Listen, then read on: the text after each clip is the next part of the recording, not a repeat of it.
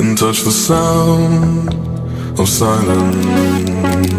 And in the naked light I saw 10,000 people, maybe.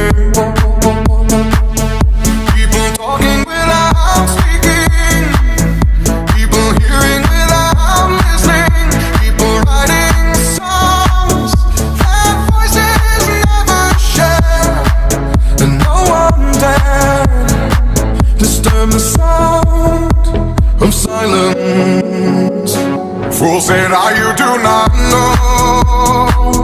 Silence like a cancer grows. Hear my words and I might teach you.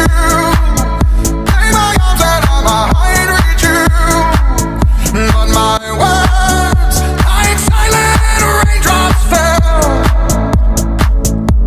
and echoed in the wells of silence.